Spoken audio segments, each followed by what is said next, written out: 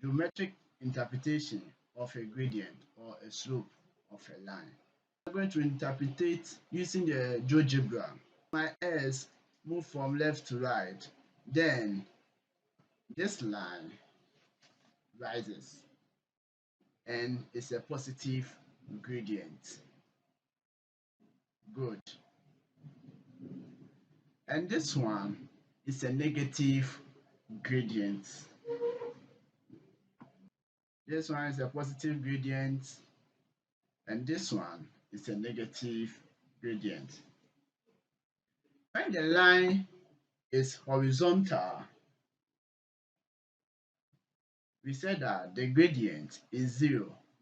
So when the line is horizontal, you will conclude that the gradient of that line is 0. Have you seen the gradient of this? Is 0. This is what? Parallel to the s-axis. And when the line is vertical, that's also parallel to the y-axis. You will say that that gradient is undefined. When the line is vertical, parallel to the y-axis, that gradient is undefined. So these are the geometric interpretation of a gradient of a line. Hello, welcome to Coordinate Geometry 1 Straight Line. We are going to deal with the magnitude and the length of a line. Let's show that magnitude of A is square root of the difference between s squared plus the difference of y squared. So let's draw our lines and indicate our axis.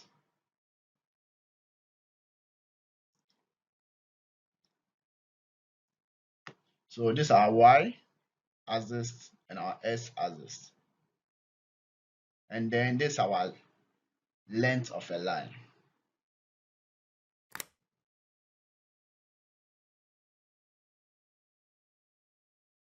That's our y1, then our y2.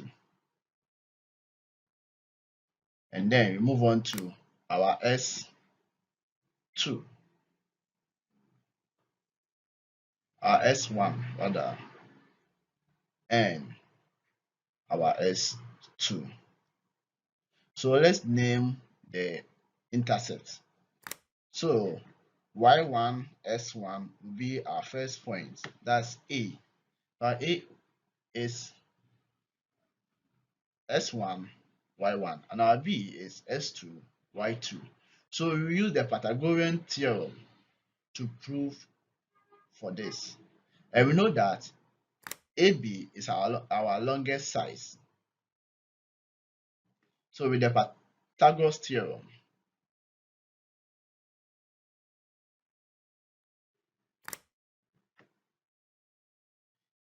magnitude of AB square is magnitude of AC square plus CB square. And we know that AC is the difference between S and CB the difference between Y.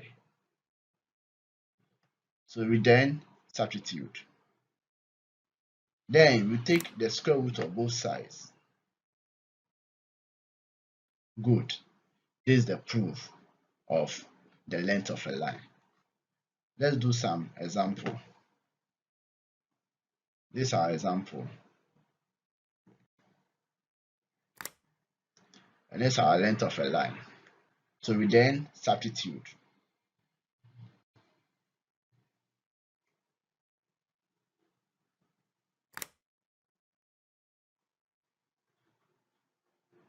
Therefore, our final answer is 5 units.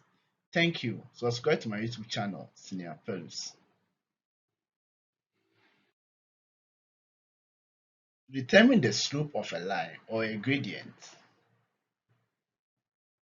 let's draw our axis and indicate our point. Then we move from there.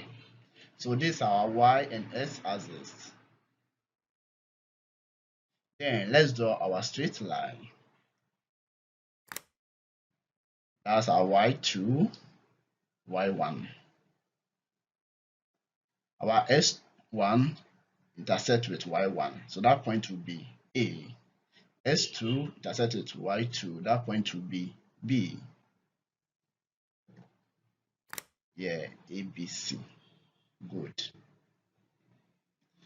Slope of a line is increasing in Y direction out of increasing in X direction, or the change in Y direction out of the change in X direction. So the change in X direction is the difference between the S.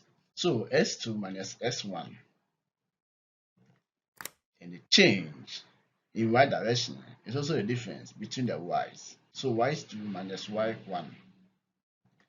Then the gradient of line AB, our line AB, is the change in Y direction and the change in X direction. And we know the change in Y direction, Y2 minus Y1 out of S2 minus S1.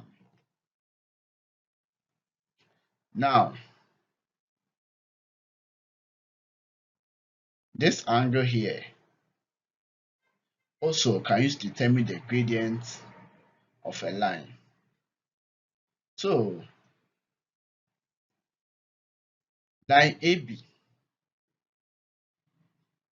BC, and AC, when we are using the trig, we know that tan is opposite over adjacent. That's why we got tan theta. So here, line AB is BC, and that is our opposite, and AC is our adjacent.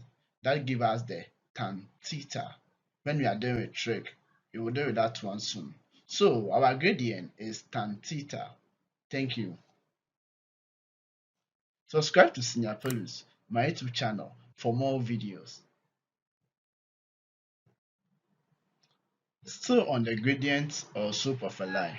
Now that we are familiar with the formula which we just shown, let's solve some example. Find the gradient of a line joining the following points. So our solution, you saw the first one.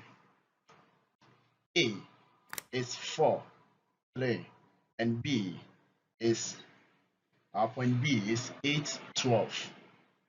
Now let's indicate our formula. We said is a chain in Y out of a chain in S. Good. So just locate our Y1, Y2, S1, S2. Then we just substitute. So here our Y2 is 12, Y1 is 3. So if you simplify this, you will get 9 out of 4.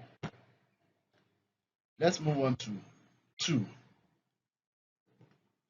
That one too, this is our formula. Then we just indicate S1, S2, Y1, Y2, and then we substitute. Then our gradient is 10 out of 11. Subscribe to Senior Fellows, my YouTube channel, for more videos.